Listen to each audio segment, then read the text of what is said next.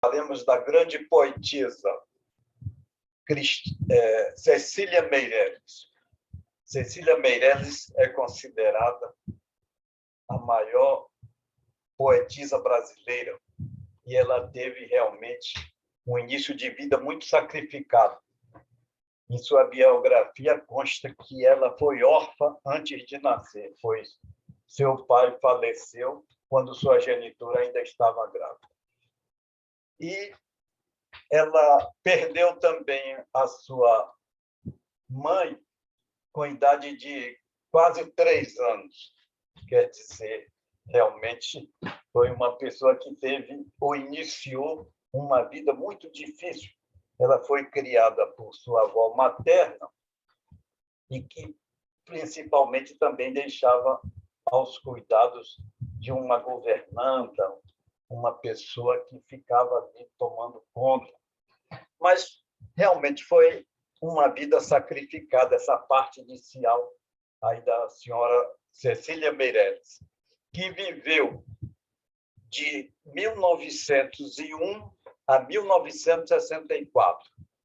Ou seja, faleceu com 63 anos, ainda uma idade bastante útil para a sua arte, mas ela teve um câncer de intestino e, naquele tempo, década de 60, não era uma coisa fácil, era uma doença muito mortal. Mas a senhora Cecília Meirelles, ela, como eu disse, teve essa vida sacrificada, porque ela era uma criança precoce. Ela, inclusive, aos 9 anos, ela ganhou uma medalha de ouro da mão do grande poeta. Agora, não estou me lembrando aqui exatamente o nome do poeta que foi aquele que ofertou essa medalha, mas, posteriormente, aí eu devo me lembrar. Eu sei que ela se formou professora aos 16 anos e, desde cedo, ela foi uma pessoa muito precoce na arte poética. E ela se casou relativamente cedo, também com 21 anos, mas, em compensação, ela ficou viúva com 34 anos. Quer dizer, foi uma vida um tanto sacrificada mesmo, até porque o seu marido, lá por alguma razão, cometeu suicídio. E ela, alguns anos depois, ela casou e aí realmente houve um equilíbrio na sua vida. Mas, como eu disse, esse livro da Cecília Meirelles, eu até pediria para botarmos aí a introdução. O Jorge aí vai facilitar isso. Nessa introdução, nós vemos que o presente livro de Cecília Meirelles, intitulado Cânticos, é uma obra póstuma, deixada ainda em forma manuscrita pela autora, com títulos numerados em algarismos romanos de 1 a 26. Esse material foi fornecido aos editores por suas filhas, herdeiras do acervo literário após o desenlace corporal da poetisa. Desde logo, percebe-se um estilo imperativo, incisivo e direto, que apresenta uma visão oculta da vida, uma experiência intuitiva diferenciada do mundo empírico-sensorial da experiência humana corriqueira. Essa visão adequa-se às formulações imemoriais da sabedoria eterna ou da filosofia perene, presente na raiz de todas as religiões, que se traduz modernamente como teosofia, e que também já fora conhecida e exposta por filósofos gregos pós-socráticos em Alexandria. As reflexões e comentários anexos são uma tentativa de apresentar essa identidade oculta, esse ser eterno, inerente à individualidade humana, circunscrito ao desconhecido mundo interior, que poderia ser acessível nos momentos de silêncio e recolhimento. Estima-se que a autora, por ocasião de sua vivência terrestre, tenha introjetado e apreendido essa dimensão extracorpórea, que não significa comunicação mediúnica, habilitando-a à revelação de sua própria inteireza e integridade. Esse livro foi lançado em 1981, e eu até me recordo que eu adquiri no aeroporto aqui de Salvador, justamente quando ele estava recém-editado, e me causou uma grande surpresa, porque realmente era uma coisa assim muito interessante quando se encara por esse aspecto da espiritualidade. Aqui na parte inicial, nós temos aquilo que ficou como uma abertura, eu pediria ao Jorge aí para focalizar esse aspecto. Nessa abertura, nós já podemos ver essa potencialidade nesses rápidos versos que ela introduz. Então, ela diz o seguinte: dize, o vento do meu espírito soprou sobre a vida, e tudo que era efêmero se desfez, e ficaste só tu, que és eterno. Veja só, é uma linguagem direta imperativa e que não comporta nenhuma dúvida. Ou seja, é como se ela tivesse uma revelação interior. E aí, em função disso, eu vou fazendo a cada poema desse, eu vou fazendo algumas reflexões que eu coloco aqui anexo também. Eu pediria ao Jorge para acessar as reflexões a respeito desse cântico, dessa introdução. Então, disso aí nós podemos escolher a seguinte reflexão: a realidade do ser é hiperespacial e hipertemporal, unificada como consciência. Manifesta-se no espaço-tempo do viver terreno como lapsos de vida finita, mas sua verdadeira essência subsiste além dos mundos impermanentes. E aí eu também lerei algumas anotações que eu fiz a título de comentário.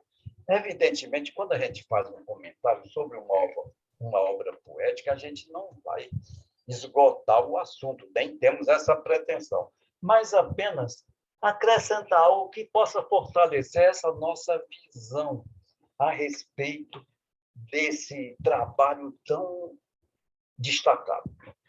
Eu diria que, no mundo manifesto da forma e do meio físico, o vento pode simbolizar, de modo perfeito, a ação do imponderável, por sua inerente condição de invisibilidade. Nós devemos nos lembrar que ela disse assim: dize, o vento do meu espírito soprou sobre a vida, e tudo que era efêmero se desfez, e ficaste só tu que és eterno.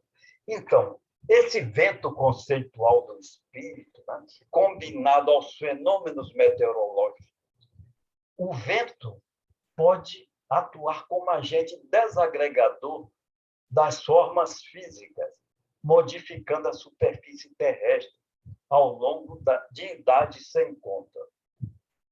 Durante a peregrinação terrestre, o ser humano, visível em sua temporal encarnação, automaticamente submete-se aos ditames espirituais, invisíveis e inalcançáveis por sua consciência concreta e intelectual. O vento do espírito sopra sobre o mundo impermanente, erodindo as formas temporais e passageiras, sem atingi-las na essência. Assim, a vida revela-se imortal, pois tem a sua origem na consciência suprema, transcende ao panorama formal e representa a integridade e a imutabilidade do ser. O ser essencial, espiritual e eterno. E aí nós passaremos para o cântico primeiro.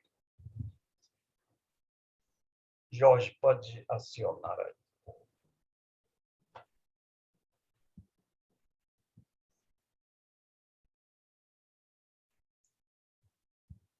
Pode passar à vontade. O cântico primeiro.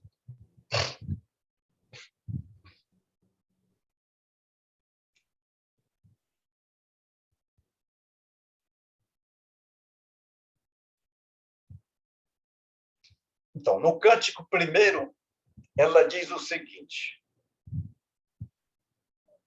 não queiras ter pátria, não dividas a terra, não dividas o céu, não arranques pedaços ao mar. Não queiras ter, nasce bem alto, que as coisas todas serão tuas, que alcançarás todos os horizontes, que o teu olhar, estando em toda parte, te ponha em tudo, como Deus.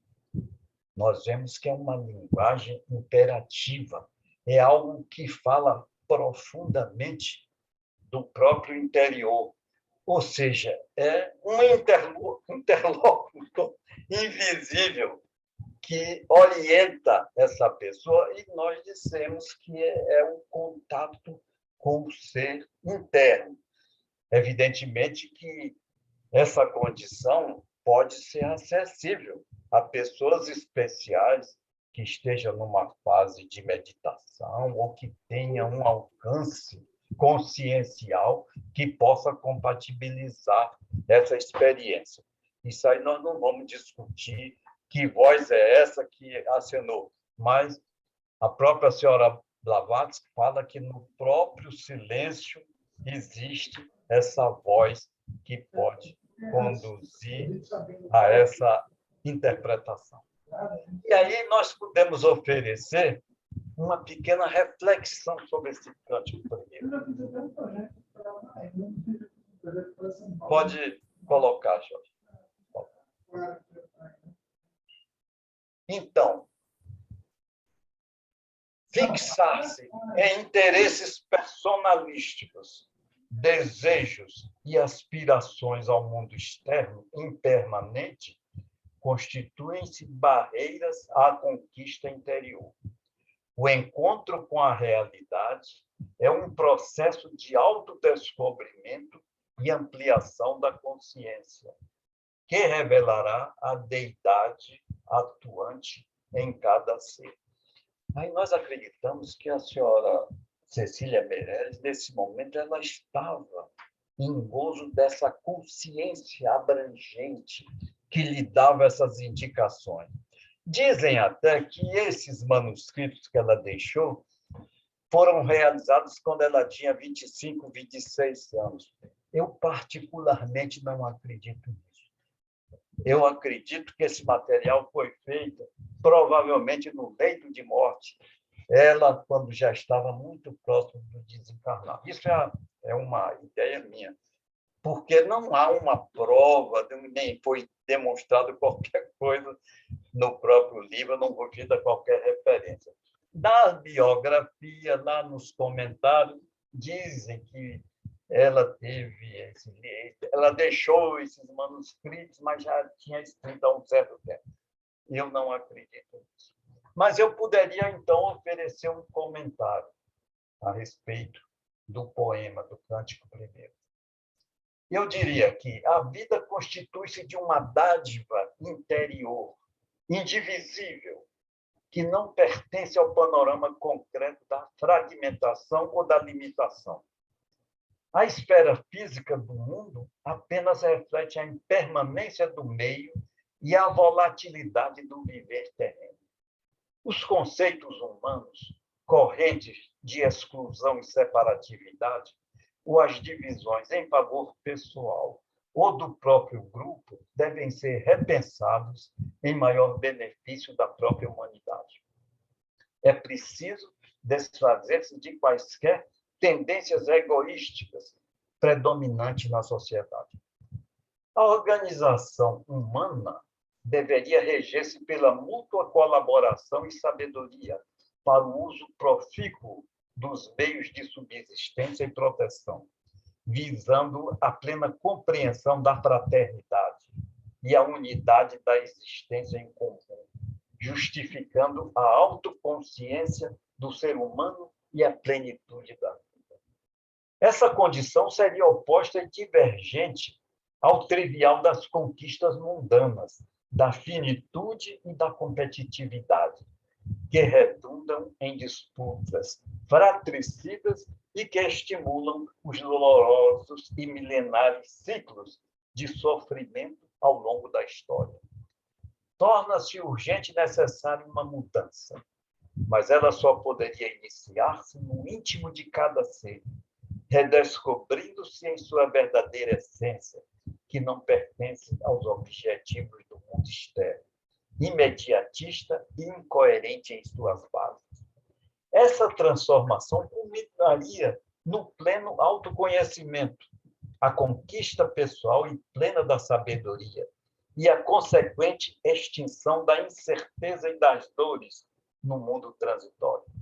Assim poderia o próprio homem experimentar a extraordinária grandeza da vida e a presença amorosa da divindade em si mesmo. Eu não estou querendo dizer que isso seria uma coisa acessível de imediato. Evidentemente, todos nós sabemos que nós somos consciências em evolução e, evidentemente, temos um grande caminho. Mas esse ideal que é mostrado em cada poema desse é como se fosse a potencialidade de cada ser humano. Então, eu vejo que a senhora Cecília deixou um legado importante para todos nós meditarmos a respeito. E assim, vamos passar para o Cântico Segundo.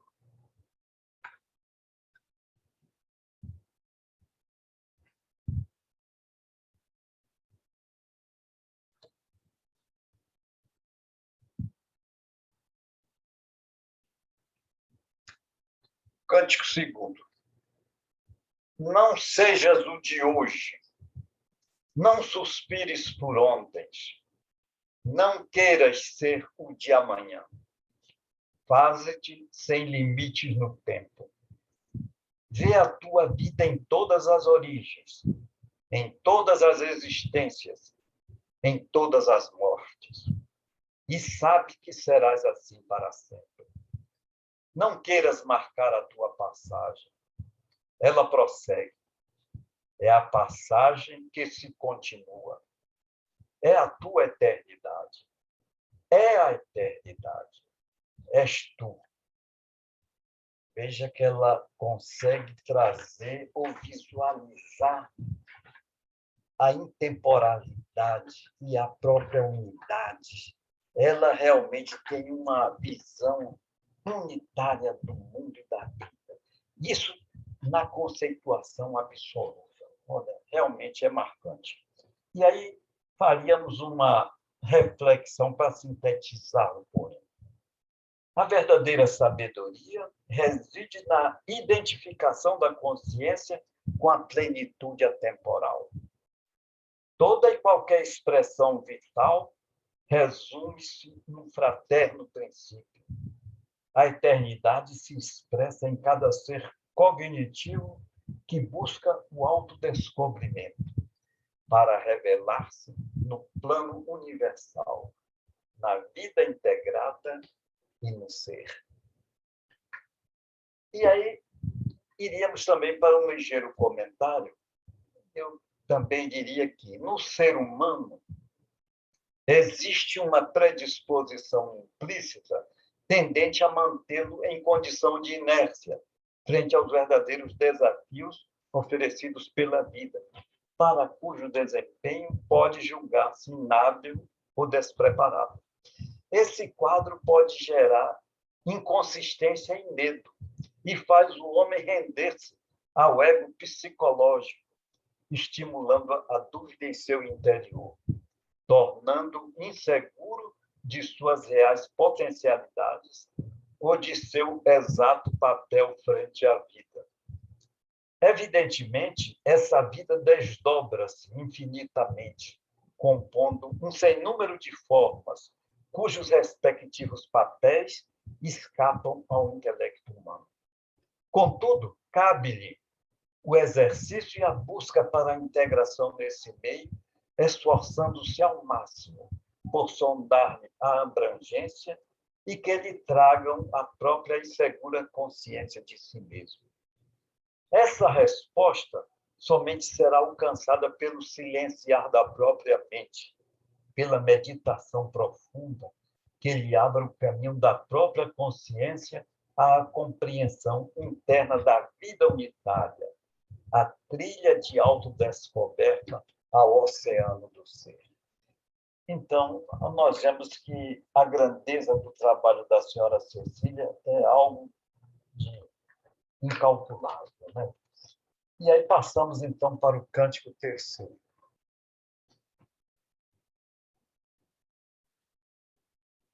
Pode apresentar o Cântico Terceiro, meu Jorge.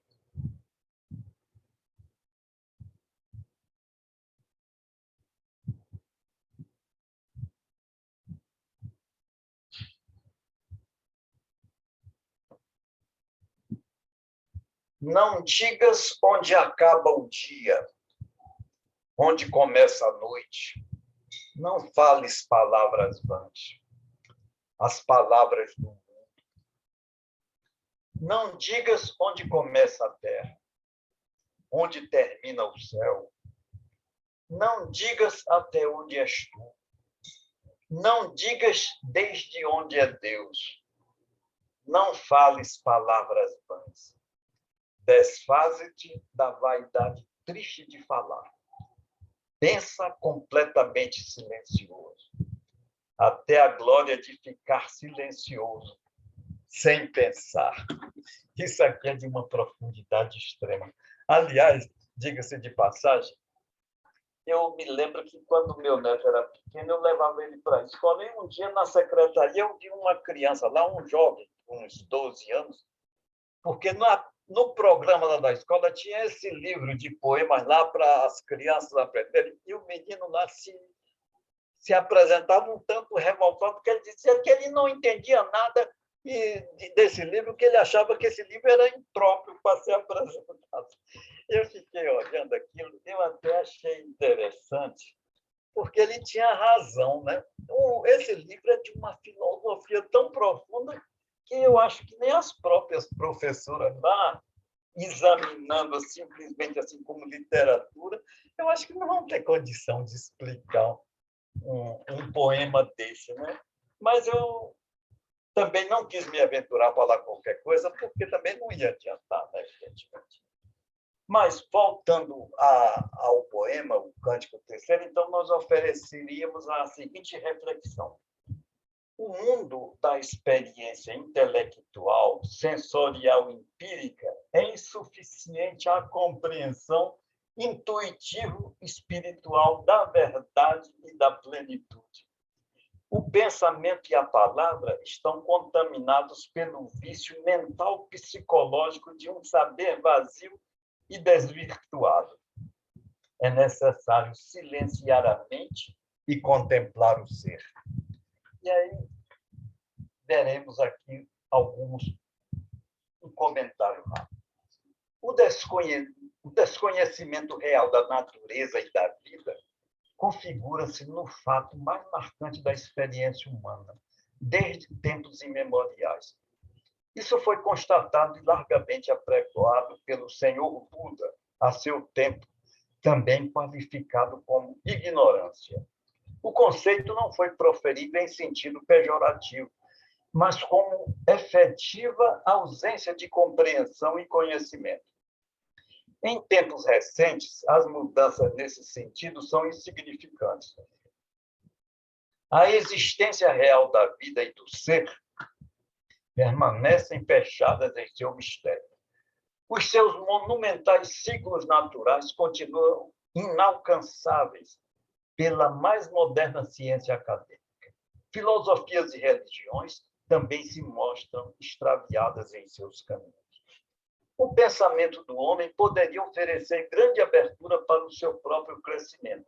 Contudo, é mais frequente a contribuição para a própria queda.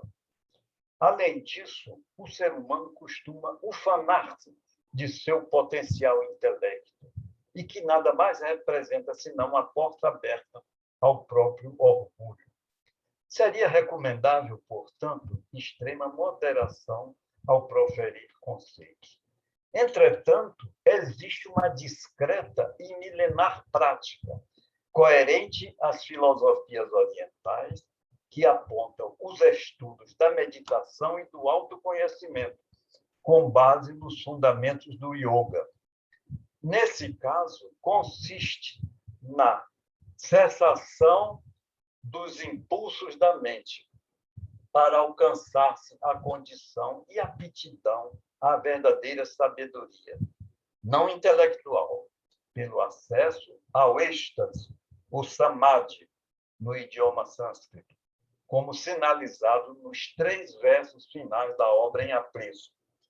Pensa completamente silencioso, até a glória de ficar silencioso, sem pensar.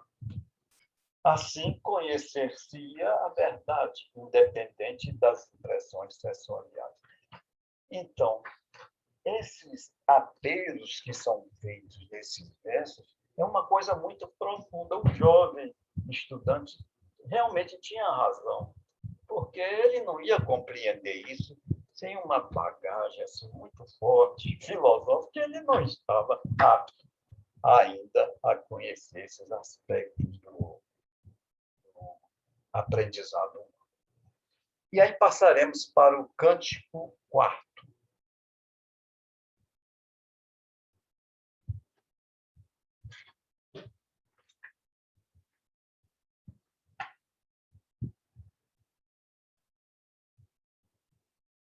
Adormece o teu corpo com a música da vida. Encanta-te, esquece-te. Tem por volúpia a dispersão. Não queiras ser tu. Queres ser a alma infinita de tudo. Troca o teu curto sonho humano pelo sonho imortal. O único. Vence a miséria de ter medo. Troca-te pelo desconhecido. Não vês, então, que ele é maior? Não vês que ele não tem fim? Não vês que ele é tu mesmo? Tu que andas esquecido de ti? E aí nós teríamos a seguinte reflexão. É necessário silenciar a mente para escutar a vibração íntima da vida, que está em toda parte. A consciência ampliada e desperta é a própria divindade unitária e transcendental. A autêntica meta libertacional está calcada na conquista do ser inteiro. E esse processo passa pelo autodescobrimento, pela expansão da consciência e contemplação do mundo interior. Então, é como se diz na mensagem do yoga, que ela geralmente acena para esse autodescobrimento. E aí, diríamos um rápido comentário. Porque ela fala inicialmente, adormece o teu corpo com a música da vida. E como eu gosto muito da música, isso me deixou assim, até motivado a tratar esse assunto de uma maneira um pouquinho diversa. Porque parece que a música é a rainha das artes, né? Então, eu diria que a música possui um elevado propósito no contexto das artes, principalmente por exercer a sua ação na abrangência do tempo. Também é patente na atividade orquestral a afinação dos instrumentos na nota definida como lá fundamental. Por outro lado, diz-se que no universo está presente uma sagrada sílaba, ou nota, considerada a vibração suporte de toda a existência, a quem a filosofia oriental distingue com enorme reverência e sacralidade. Aliás, essa frequência do Lá fundamental, eu até pesquisando, descobri que é a frequência de 440 Hz, E aí a gente vê que existe aí um mistério. Eu não tenho assim um conhecimento de música suficiente para fazer uma análise em relação às vibrações, mas nós sabemos que vivemos no mundo de vibrações. Nós todos até somos inteiramente vibrações, sob todos os aspectos. Então, quando a gente pensa nessa nota fundamental que os orientais simbolizam como o Om. Isso aí realmente mereceria um estudo à parte. Então, esse comentário aqui é só um comentário assim lateral, não quer trazer nenhum conhecimento abrangente, é só para fazer algo. No estudo e prática do yoga existe a compreensão para a sintonia com esse som universal, também como um meio auxiliar para a obtenção do êxtase, já referido no tópico anterior, e que antecipa a abertura de consciência cabível ao entendimento da proposta poética de reencontro de si mesmo, o autoconhecimento. Portanto, o poema reproduz um chamamento à profunda meditação, muito além da fronteira cognitiva do eu aparente, para a plena imersão na totalidade do ser. Isto representa o divino em si mesmo, sempre abafado e restringido pelas malhas da ilusão, onde o ser humano simplesmente reconhece-se prisioneiro do ego psicológico, cuja limitação consubstancia-se no próprio medo e receio de aventurar-se ao desconhecido. E aí poderíamos passar para, ou melhor, ainda falta fazer um ligeiro comentário aqui. Retomando os conceitos orientais do yoga e da meditação, a personalidade humana, a mente, as emoções, o cérebro físico, constituem-se veículos da consciência, aptos a expressarem no mundo real, aliás, no mundo, a real identidade do homem e sua consciência imortal e eterna.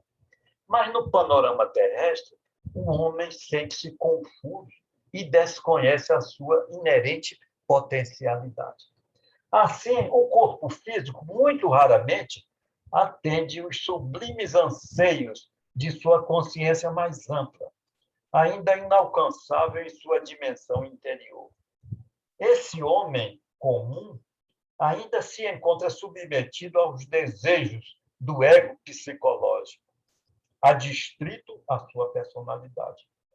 Elevadas energias sutis e severos procedimentos de habilitação e pureza são compatíveis e necessários ao aprimoramento do corpo físico, bem como aos passos subsequentes ao autoconhecimento como um todo.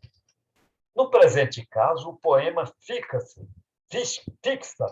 nessa perspectiva e preparação inicial do corpo para compatibilizar-se às vivências mais profundas e reveladoras do ser humano integral.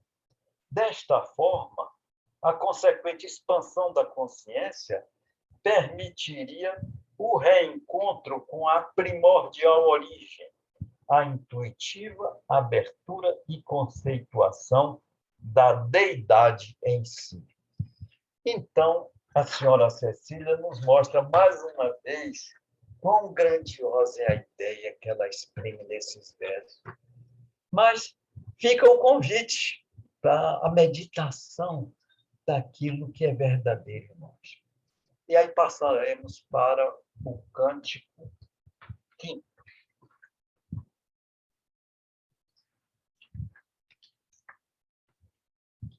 E aí é como se fosse, ou se estivéssemos dando continuidade àquilo que já foi dito anteriormente, porque aqui está dizendo: esse teu corpo é um fardo, é uma grande montanha abafando-te, não te deixando sentir o vento livre do infinito. Quebra o teu corpo em cavernas, para dentro de ti rugir a força livre do ar. Destrói mais essa prisão de pedra. Faze-te recepo, âmbito, espaço, amplia-te, seu grande sopro que circula. Aí, ela antes, na introdução, falou do vento do Espírito. É justamente ficar receptivo a esse vento do Espírito, a preparação desse corpo. E a yoga realmente se ocupa muito disso, né? E aí, na nossa reflexão, nós diríamos, então, o corpo físico, pode botar a reflexão. Viu, Jorge? A reflexão. O corpo físico é instrumento do eu superior, mas também, em primárias condições, pode converter-se numa barreira para a sua autêntica expressão. É preciso treiná-lo e capacitá-lo ao exercício dessa possibilidade inerente e potencial. O domínio dos veículos da personalidade marca o início do caminho ascensional. É claro que esse é um trabalho que envolve muito tempo, é um aprendizado verdadeiro da alma. Nós não queremos dizer que isso é uma conquista rápida para um fim de semana, ou até para uma encarnação. Isso é um exercício da vivência humana ao longo de encarnações. Então, retomando os conceitos orientais do yoga e da meditação, a personalidade humana, a mente, as emoções, o cérebro físico, constituem-se veículos da consciência, aptos a expressar. Eu acho que eu já li esse comentário aqui, eu me antecipei. Me antecipei no outro comentário, tá certo? Bom, eu vou pular, então, para o Cântico Sexto. Vamos para o Cântico Sexto, então.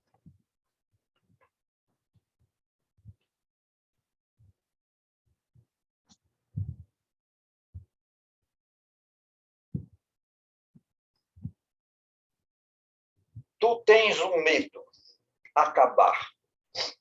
Não vês que acabas todo o dia, que morres no amor, na tristeza, na dúvida, no desejo, que te renovas todo o dia, no amor, na tristeza, na dúvida, no desejo, que és sempre outro, que és sempre o mesmo, que morrerás por idades imensas, até não teres medo de morrer, e então serás eterno. Aqui é como se ela contasse a rotina do ser humano vivendo a personalidade. As personalidades ao longo de eras, porque enquanto se vive na ilusão, repete-se toda a existência como se fosse uma rotina, até que realmente se tome consciência da sua imensa potencialidade. Então, a reflexão que podemos oferecer, pode passar, Jorge, para a reflexão sexta. A mente humana, quando centrada no imediatismo, experimenta a fragilidade diária da vida e a incerteza da continuidade a qualquer tempo. Assim, percorre os ciclos vivenciais de forma inconsciente, prisioneira de sentimentos e emoções, sem aperceber-se das oportunidades de evolução e crescimento. A libertação última, fruta de um longo e repetitivo aprendizado, não encontra eco em sua esfera de aspirações. E um comentário. No mundo ocidental, é comum e recorrente o temor à morte, principalmente pela dúvida e incerteza que acompanha esse evento e que envolve a totalidade dos seres vistos. Devemos nos lembrar que ela começa o poema dizendo: tu tens um medo, acabar. Então, é justamente esse medo da morte. Em grande parte, as religiões oficiais muito colaboram exacerbando esse quadro, com a inerente perspectiva de eternos castigos ou chamas infernais, que podem verdadeiramente assombrar os mais desavisados. De outra maneira, a simples ideia de extinção ou a mera condenação ao não ser definitivo pode se constituir como objeto de perene tensão em relação à vida, podendo interferir seriamente no equilíbrio psicológico do ente envolvido, abrindo portas ao fantasma do medo. A vida, também sob outros aspectos, pode ser analisada como experiência extremamente dolorosa e repetitiva, que não oferece ou não fornece alento mais estimulante e visível, mormente nos segmentos mais carentes da população, diariamente convivendo com restrições severas.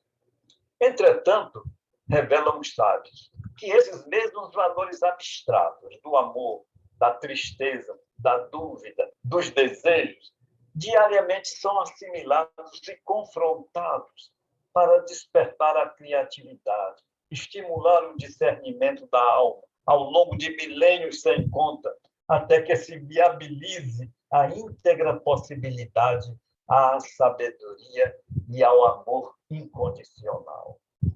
Então, sob os auspícios da lei de equilíbrio, encontrar-se-á o portal da eternidade. E aí poderemos passar para o cântico 7º.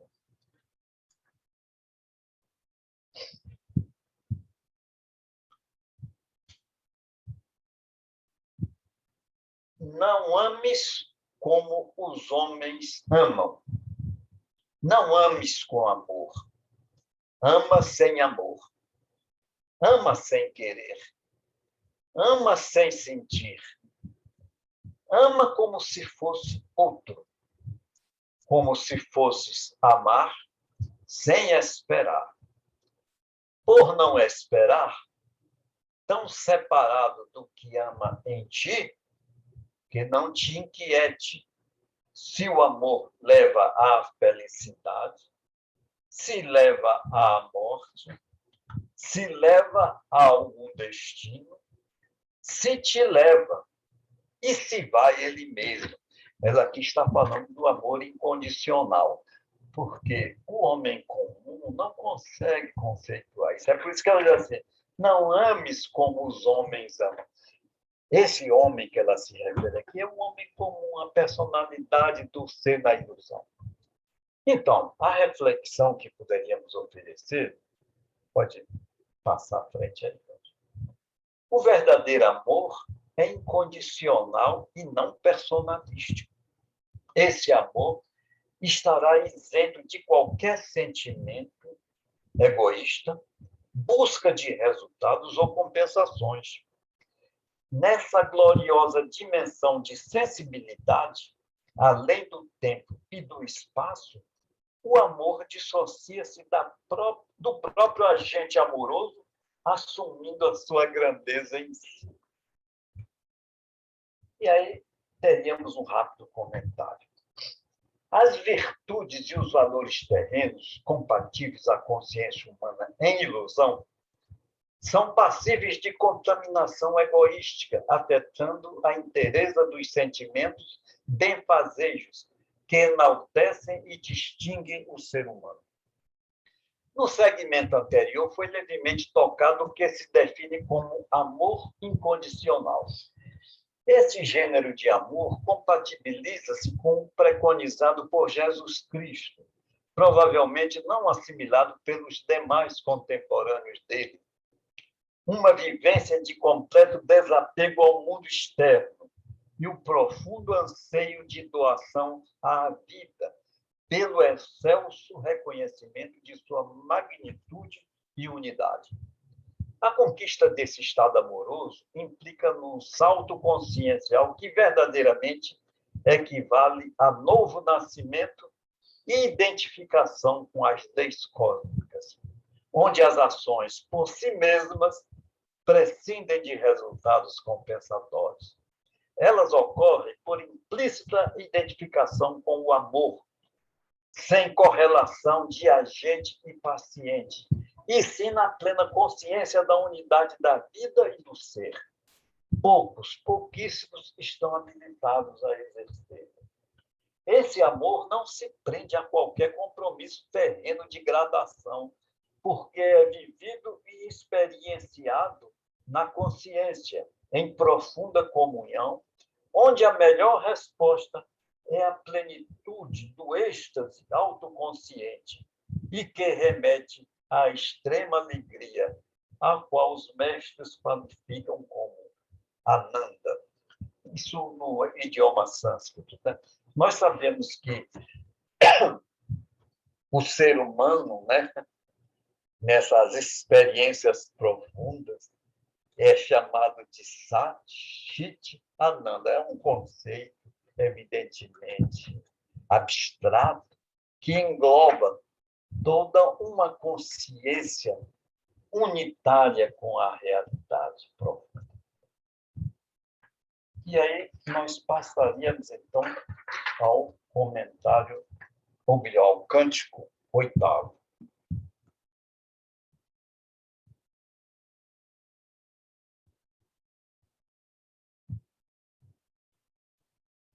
Não digas, o mundo é belo. Quando foi que vistes o mundo? Não digas, o amor é triste. Que é que tu conheces do amor? Não digas, a vida é rápida. Como foi que mediste a vida? Não digas, eu sofro. Que é que dentro de ti és tu? Que foi que te ensinaram que era sofrer? Bom, nós poderíamos oferecer a reflexão. A visão personalística é incapaz de alcançar as grandezas do mundo interior. Os sentimentos, por mais profundos que se apresentem, estão circunscritos à consciência externa e, portanto, limitados. Somente a visão abrangente do ser interno pode enriquecer a compreensão íntima de cada um. E aí também faríamos um ligeiro comentário. Um dos aspectos implícitos no homem consiste em suas limitações. Ele reconhece a si mesmo através dos sentidos, e sua íntima resposta é francamente incompleta e parcial. Nem o seu próprio corpo pode ser inteiramente descodificado, pois somente pode contemplar a superfície externa, superposta por camadas protetoras da pele. A própria coloração desta lhe é enigmática e até pode aventurar-se a concluir superioridade por tê-la mais clara. Enfim, o ser humano, em seu atual estado de compreensão, seria confiável para extrair definitivas conclusões a respeito de si e do mundo ao seu redor? É uma pergunta. Portanto, a análise imediata, o senso comum, ou mesmo as digressões engendradas por um intelecto recheado de esmeradas afirmações discursivas, empresta ao homem o simples direito de tergiversar com a verdade em sua inatingível dimensão. Somente quando esse homem verdadeiramente conhecer-se a si mesmo, poderá aventurar-se em juízos isentos que possam contribuir para o próprio engrandecimento e perfeição.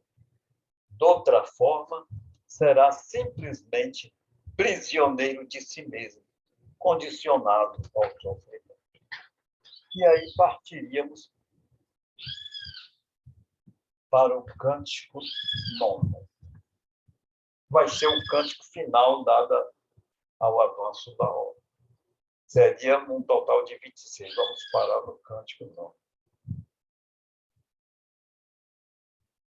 Os teus ouvidos estão enganados, e os teus olhos, e as tuas mãos, e a tua boca anda mentindo, enganada pelos teus sentidos. Faze silêncio no teu corpo e escuta-te. Há uma verdade silenciosa dentro de ti, a verdade sem palavras, que procuras inutilmente há tanto tempo pelo teu corpo que enlouqueceu. E aí teríamos a seguinte reflexão. Pode avançar na reflexão. A realidade externa, reconhecida pelos sentidos, é falsa e deformada pela reduzida extensão destes. O caminho para o descobrimento do real consiste em silenciar a mente e contemplar o ser verdadeiro, buscando a conexão intuitiva, a contraparte interna, espiritual. A exacerbação dos mecanismos sensoriais, pelo contrário, fecha a porta, ou melhor, fecha as portas à visão autêntica do ser. E aí faríamos uma reflexão final.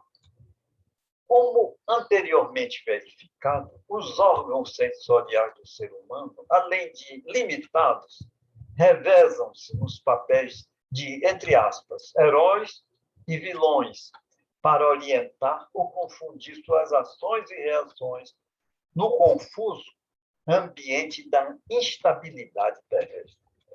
Assim, a consciência humana pode manter-se propensa a cometer equívocos ou atabalhoar das decisões sem o crivo da reflexão e do equilíbrio necessários, operando em si um permanente conflito.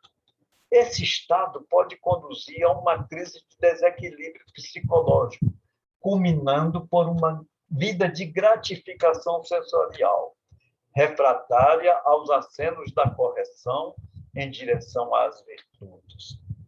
Dessa forma, urge profunda reflexão e estímulo para a redescoberta dos autênticos horizontes vitais.